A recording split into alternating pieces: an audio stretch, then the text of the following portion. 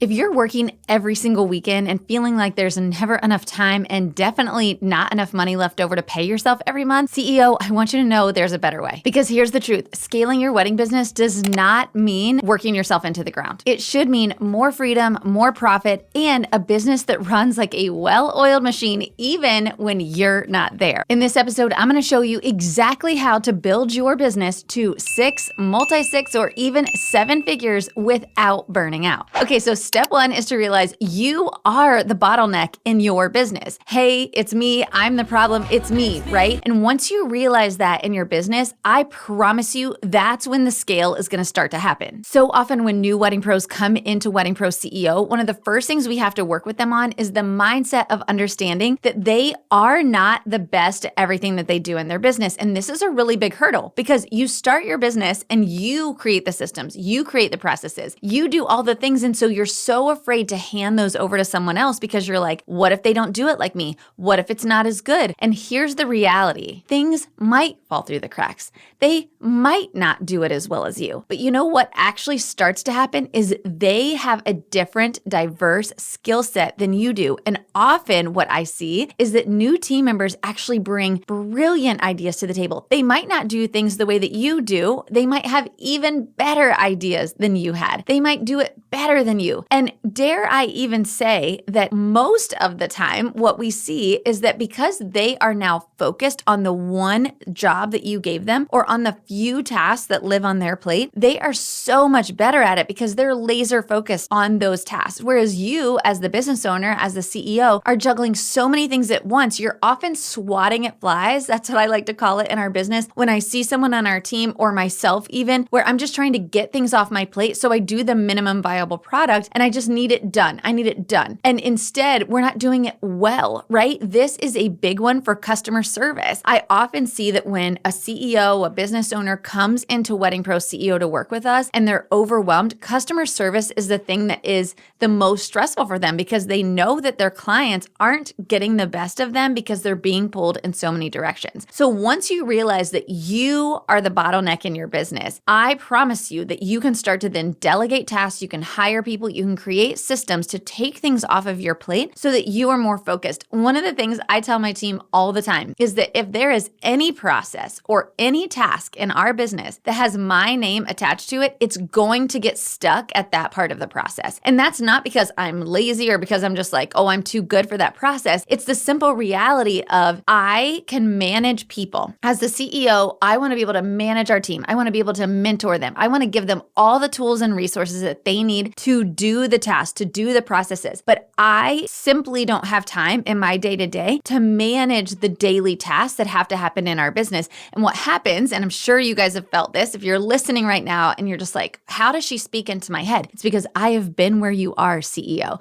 And what happens is that all these tasks start to pile up and you know you need to get to them, but the reality is there simply aren't enough hours in the day. And so they take longer and longer and longer to do, or they never get done at all. And that's where the customer service starts to fail. That's where things in your business start to fail. That's when sales start to decline because you're not doing follow-ups quite enough. You're not getting back to people quite fast enough. And we don't want this. We want you to understand that your business will scale when you start to put the team and the processes into place, because that is when you can start to have the freedom to bring on more clients, and to serve them so well. So in this first step, what I want you to realize is you are the bottleneck in your business, and we absolutely have to fix that to be able to scale your business without burning out. If you're feeling like the economy is causing you to constantly get ghosted and need to consistently drop your prices just to get bookings, I have some news for you. It's not the economy, it's your sales strategy, and I'm here to help you fix it. I created a brand new free training where I'm going to share the exact strategy I use and I teach to thousands of wedding pros who have been able to double their wedding bookings in less than 30 days using this strategy. It's called the Assume Method, and if you're not using it, you're leaving thousands of dollars on the table. This isn't just another fluffy course. This is raw, actionable CEO level strategy. Whether you're new, struggling, or ready to hit your next 6 figures, this training will change the game for your business. But don't wait, because the top 1% of wedding pros aren't just good at their craft, they're good at running their business. And if you're ready to join them, I'll see you in the training. Step 2 is to assess your pricing for profitability. Now, this one is such a big deal inside of our our programs. We work with our CEOs inside of our programs on their pricing very, very early in the game, because here's the thing. We can help you get 10 times the leads you're already getting. We can help you double your revenue. But if the profitability isn't there, it really doesn't matter how many events and weddings that you're booking, because you're still not going to make any money. Like if you're only making $10 per event that you book, that's not enough to sustain your business. And that's actually the problem. So I want you to really look at the profitability of your packages and to make sure that you're making money beyond covering costs. Now, one of the things that I see most often be the killer of this is that you, as the business owner, have not created a line item in your budget for you to be paid. Typically, we say, oh, our overhead isn't much at all because I just have a few softwares and like a VA, right? And I'm like, okay, but you have to be paid something. And I hear all the time, well, I just take what's left over at the end of the month. And I'm like, well, that's actually the problem, because there's never any left over at the end of the month, right? Or there's a very small amount. The reality is you are an expense of your business. Your business would cease to exist if you didn't exist. So if you can't pay yourself from that business, you shouldn't have a business. That's a hobby. That's not a business, right? So I want you to determine what is a fair amount for you to be paid every single month. Now, that can be different depending on the stage of business that you're in, right? I'm 17 years into my business. I'm certainly paying myself a full-time wage. I pay my husband a full-time wage. The only income that comes into our home is this business, these businesses, because we have multiple now, but that is how we get paid. We don't have any other way to get paid. So we have to make sure that our business can pay us every single month, right? Otherwise, we're not going to be able to pay our mortgage. We're not going to be able to put food on the table. There's a trickle-down effect, right? But in the early stages of my business, I paid myself a very small amount. But from the very, very beginning, I always paid myself something every single month, because what I wanted to see in my budget was a line item for me as the business owner, just simply for being the business owner. I want you to not think about like, oh, I can take, $60,000 a year if I take this many weddings. No, how much is a salary for you, whether you take a single wedding or not? That should be your salary just for running the business. Now that can be small. Maybe you pay yourself $1,000 a month just for running the business, and then you take a commission of every wedding that you plan. That's great. I'm so proud of you for doing that. But here in this step 2, what I want you to just understand is that you are an expense of your business, and every single one of your services must be profitable. Can't just bring in a large amount of revenue. We need to make sure that there is enough profit to run your business month to month, including paying yourself a salary. And number 3 is to spend more time doing what actually moves the needle in your business. This is a massive downfall of businesses that stay small, is that you don't actually understand on a day-to-day basis what makes money for you in your business. So let me give you an example. A lot of times when I'm working with a new business owner inside of Wedding Pro CEO, and I start to look at sales, right? Because sales is obviously what drives your business. If you don't have sales, you don't have money, you don't have profit, you don't have revenue, all the things. It's a trickle-down effect. Your business is going to fail if you don't have sales. So we start looking at sales, and I am thinking, gosh, they're getting a good amount of leads, a good amount of consults. I'm confused why we don't have higher sales. And so when I start digging into it, what I learned is that this business owner is like, you know what? Honestly, we're only closing the people who reach out and then say, yes, I want to book you, because I don't have time for follow-ups. And I'm like,